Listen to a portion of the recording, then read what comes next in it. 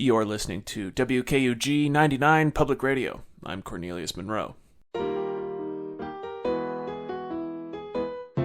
In world news, a shocking report has revealed there was a fourth astronaut on Apollo 11 that NASA forgot about and then covered up. The agency says he's still up there on the moon and is probably dead, or at least pretty angry. Let's check on that. Let's make sure we got that right, please. Next, it's Supernatural Public Radio. But first, WKUG 99 is proud to be sponsored in part by free chips at a Mexican restaurant. That's right, munch down another bowl of baked tortilla chips and salsa. Your entree will probably be here soon, and I'm sure you'll be hungry for it. Ruin your appetite with free chips at a Mexican restaurant. Also, listeners like you, thank you. On to the next segment, a new and increasingly popular one. It's Supernatural Public Radio.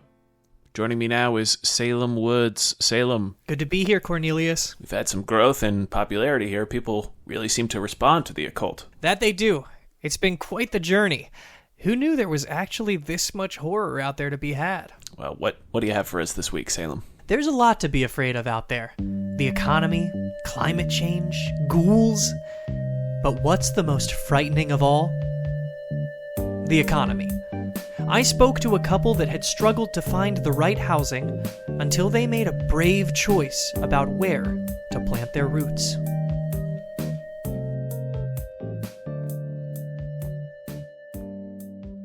There are dozens of millennials that own property. But for the millions that don't, creativity has been key. I had 8 roommates. My share of the rent was $1,700 a month, with 8 roommates. Half of us slept in the same bed like those grandparents in Willy Wonka. That's Marcus Lloyd. He's never come close to having a mortgage, but he eventually got engaged to Eileen Lloyd. No relation. Yet. She was one of his room and bedmates. They decided they were ready for their own place. We always knew that we wanted our own place before we got married and student loans and everything made it super hard. Our options were super limited. Even though we make good money, it's just so much debt. When they couldn't find a place that was nice or affordable, they knew it was time to compromise. Marcus and Eileen decided to try looking for a fixer-upper. That didn't work either. Fucking house flippers. We'd see a place go on the market look like literal shit, and it'd get pulled off and put back on in a few weeks for double. It was nuts. Only one option remained. Well, this is it. Home sweet home. Watch your step there, and here's a flashlight for you. A flashlight? It's broad daylight. The lights don't work. Well, sometimes they work, but they flicker. I'm touring Marcus and Eileen's home on Asmodeus Avenue. It's the last house on the left. The wood siding is falling off. The grass in the lawn is all brown and dead.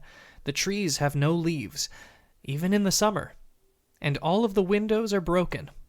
Marcus and Eileen own a haunted house. So how long have you known it was haunted?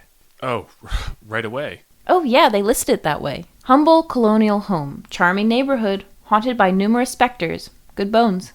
We thought they meant it was like a fixer-upper, but had a good structure. No.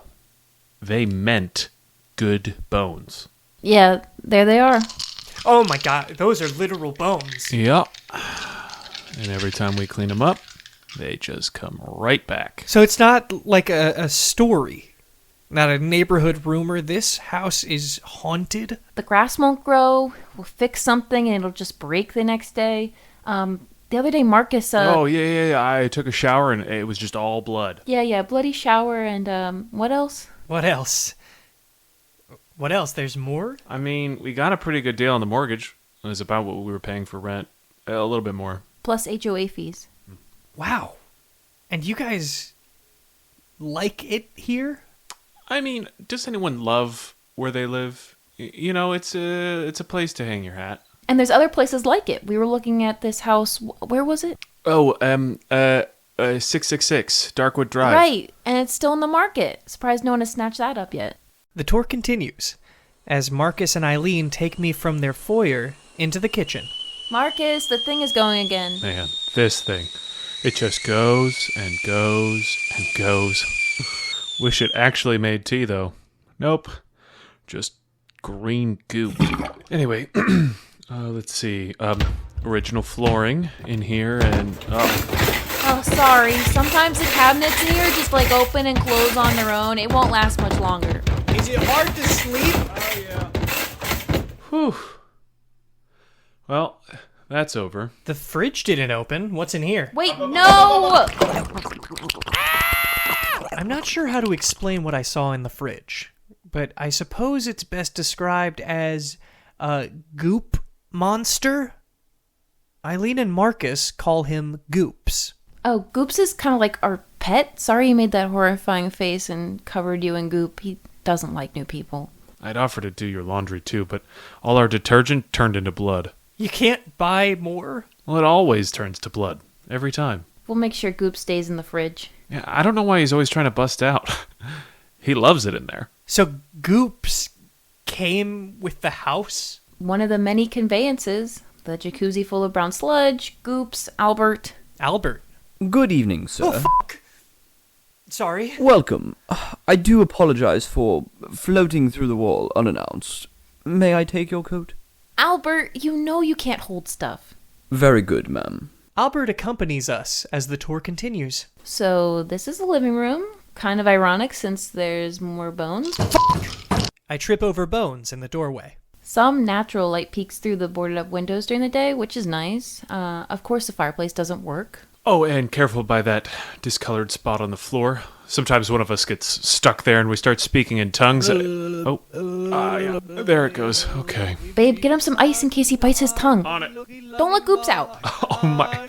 I know not to let Goops out. Okay, you don't have to say. Well, I'm just saying, Thursday night you went for a beer. How many times do I have to say it? He tricked me. And that's fine. I'm just saying, don't let Goops trick you again. Whatever. Whoa. That happens a lot? No, I wouldn't say a lot. Like 8, 9 times a day. Sometimes more. I've only seen the entryway, kitchen, and living room, and it's already a nightmare. Marcus and Eileen know it. It's a lot to get used to, sure. Oh, but there's good stuff about it too. The neighborhood. Oh, and if you look... Not again. Anyway, it does have its quirks, yes. But it definitely beats our old roommates. Thank you, ma'am. You okay? Yeah. Albert is a great butler, by the way. Even though he can't hold or move objects. This one time, he took over my physical form and filled me with like an awful chill, and then he made me dust the house. Oh my god. At first it was scary, but then I played some Harry Belafonte music, and it was fun. we like to have fun. Well, that's interesting, actually. I met a ghost a few weeks ago who could hold things. How does it work for you, Albert? Do I hear the kettle? I don't hear it. There it is. Viscous green liquid, anyone? No, Albert. Never. Very good, ma'am. Marcus and Eileen lead me upstairs.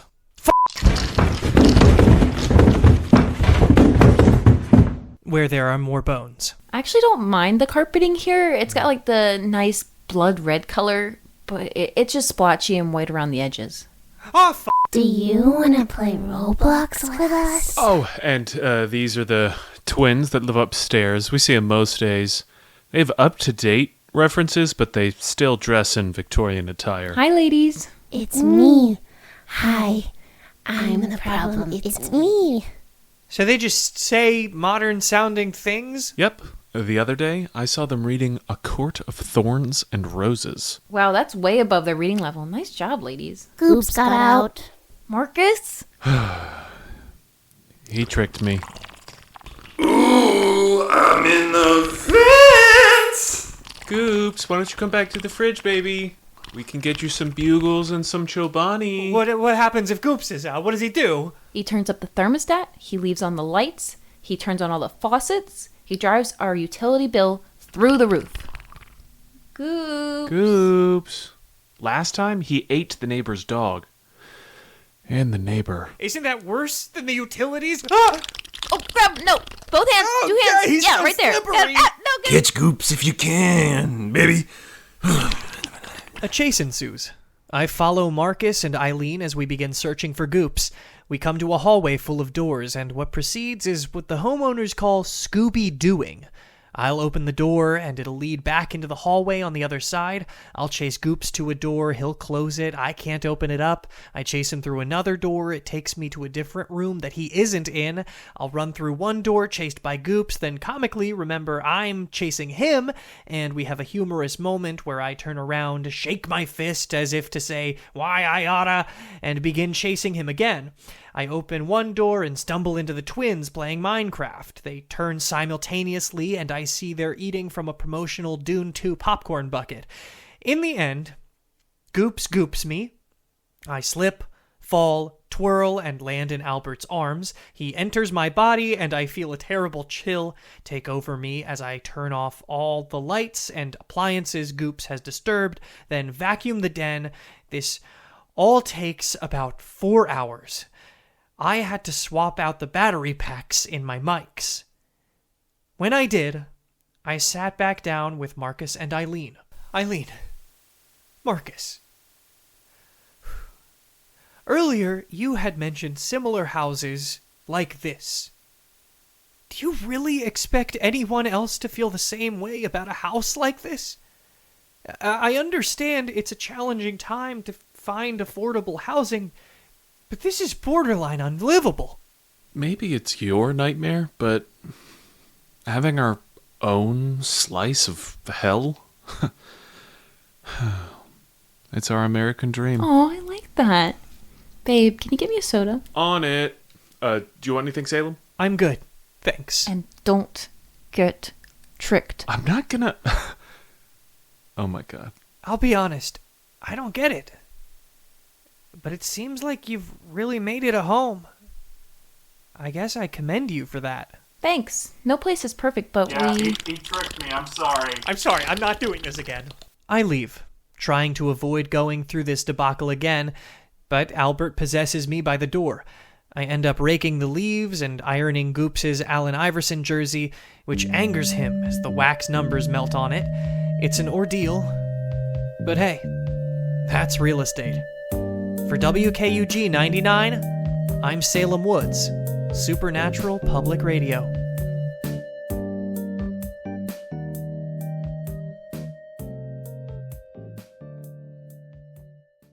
That was Salem Woods segment, SNPR. We're going to take a break, but first, a correction on a previous story. There wasn't a fourth NASA astronaut on the moon.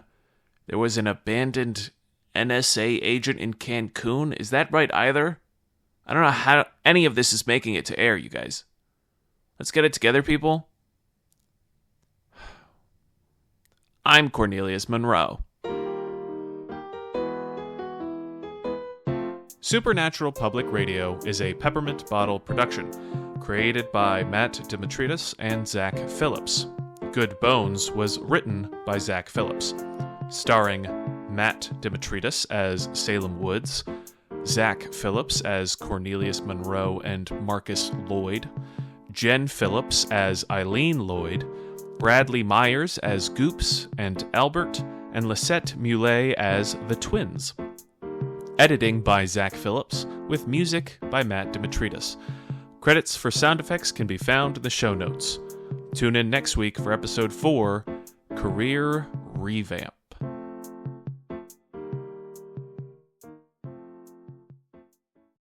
No. We did the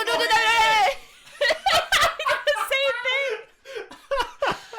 We did the same thing. You should make it outtakes. Oh, I do. Real. Yeah, Okay. yeah.